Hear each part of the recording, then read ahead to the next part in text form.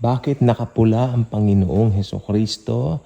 May mga ilang parte po sa Revelation na makikita mo na pula ang kanyang kasuotan. Tapos nakalagay sa kanyang tie, di ba?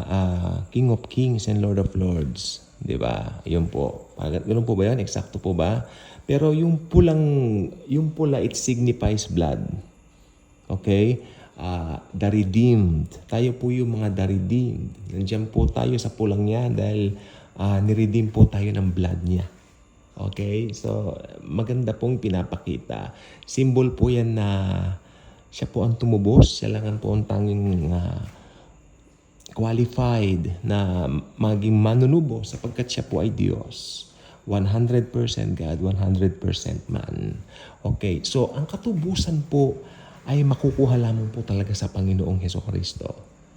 Walang ibang pwedeng magligtas sa tao maliban sa Panginoong Hesukristo lamang. Sabi nga niya, John 14:6, I am the way, the truth, and the life.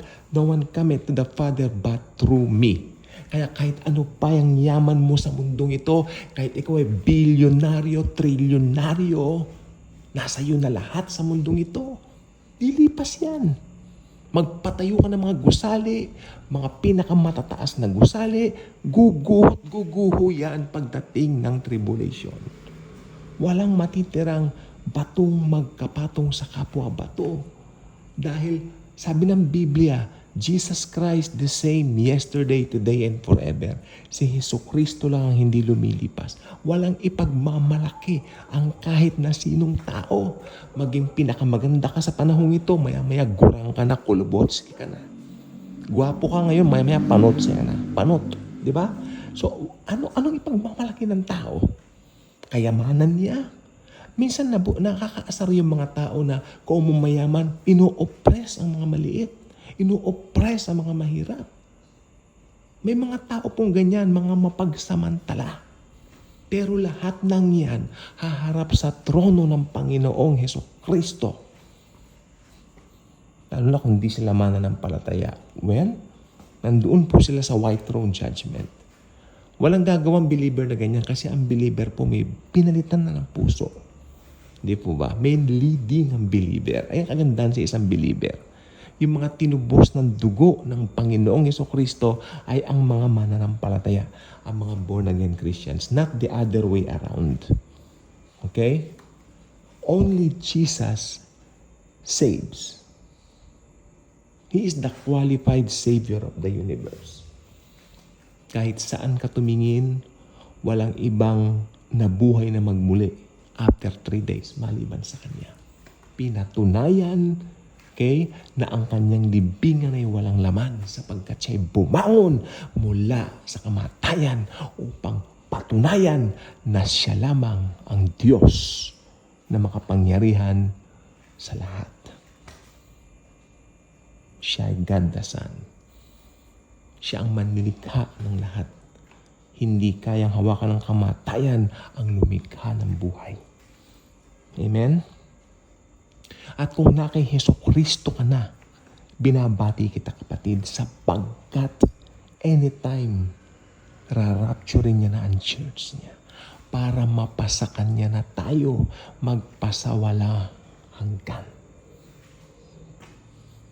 Ang Panginoong Hesukristo sa panahong ito ay nananabik na rin na makapiling tayo mga mananampalataya niya. Tanging problema sa atin, finite mind, limitado tayo. Kahit gustong-gusto natin ng rapture, hindi tayo makapagbigay ng tamang eksaktong date. Wala siyang ibinigay. Imminent.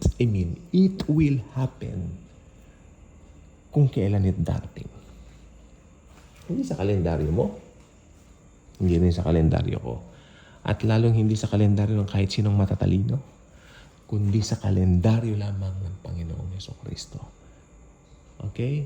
So kung hindi ka pa tinubos ng dugo ng Panginoong Hesukristo, manampalataya ka na siya lamang ang daan sa langit. Alam niyo po ba, sa mga nangyayari ngayon sa iba't ibang panig ng mundo, ito na po talaga ang panahon na dapat ang evangelism talagang puspusan na. I-share na natin ang ebanghelyo. Share the gospel, share the good news. Diba? Kasi church age pa lang tayo ngayon. At pag nag-rapture na, hindi na ganyan ang labanan. Hindi na ganyan ang paraan ng kaligtasan. After ng rapture, papasok na ang tribulation. Another 3.5 years, great tribulation. Paano mo maligtas doon? Tumanggap ka kay Jesucristo at magpapugot ka ng ulo. Mahirap maligtas doon. Mahirap maligtas doon. Mababasa nyo doon sa aklat ng Revelation at pinaputi nila ang kanilang damit. Yung mga tribulation saints, pinaputi nila ang kanilang damit. Meaning, dugo nila ang pinagpaputi doon sa damit nila. Alam niyo kung bakit? Kasi sariling dugo nila ang nabubo. Itong church age, epektibo rito ang dugo ng Panginoong Jesucristo. Itong church age. Kaya ito yung for God so loved, whosoever believeth in Him will not perish. Pero effective pa rin po yan doon sa Great Tribulation. Whosoever believeth on Him. Pero doon po sa Great Tribulation, kailangan magpapugot ng ulo ang mga tao para mabubo ang kanilang dugo. Sapagkat yung blood ni Christ, ang effectivity dito lang po talaga sa church age. Rightly dividing the word of truth. Rightly dividing the scriptures. Some maaring tumutol, ganito, ganyan, gano'n. Pinag-aralan ko po lahat ito, kaya alam ko sinasabi ko. Kaya, yes. Actually, may book po kami dito dati. Binasa ko yung librong ito. Xerox lang yung book na hinahanap ko. Doon sa pinaghiraman ko, wala na rin daw sa kanya. Pinahiram niya kasi kung kanya-kanyang napakaganda ng aklat na yun. Rare na rare. Pero alam niyo po ba, Xerox na lang po yun, yung binasa kong yun? Sabi ko, saan yung original nito? Ay, ewan ko kanya kasi Baptist pastor yung nagbigay sa akin ito. Yung original daw yun, sa America print. Pero konting very rare daw yung librong yun. Nakalimutan ko ng title kasi yung title niya malabo eh. Hindi ko nakita. Pero ang ganda ng book na yun, detalyado yung mga end times na mangyayari. At doon ko po pinag-aralan, nakuha itong mga sinasabi kong ito. Mga kaibigan at mga kababayan ko. How I wish sinerox ko. Biniro kasi ako ng isang kasama ko. Sabi niya, kuya naman, naka-xerox na lang yan. Isa-xerox ko pa, di wala ka na nakita. Oo nga, no? Then pinasubok ko nga, wala na nga lumalabas doon sa, hindi ko mababasa rin ako. So, babasahin ko lang itong Xerox na akla na ito. Pinahiran niyo kung kanya-kanya hindi na rin po naisole. Siguro nagandahan. Nagandahan doon sa good. At sana kumalat yun kasi totoo po yun. Inaral ko doon eh. Ang ganda ron. Rightly dividing the scripture talaga. So, ayun po yun. At alam nyo, pinaputi nila ang kanilang mga damit dahil sila mismo, works nila, yung pagpapapugot ng ulo. Amen? So, yan po ang tribulation. Kaya ang pinakamagandang dispensation to be saved, ang church age. While church age pa tayo, do not waste your time. Accept Jesus now. Good night.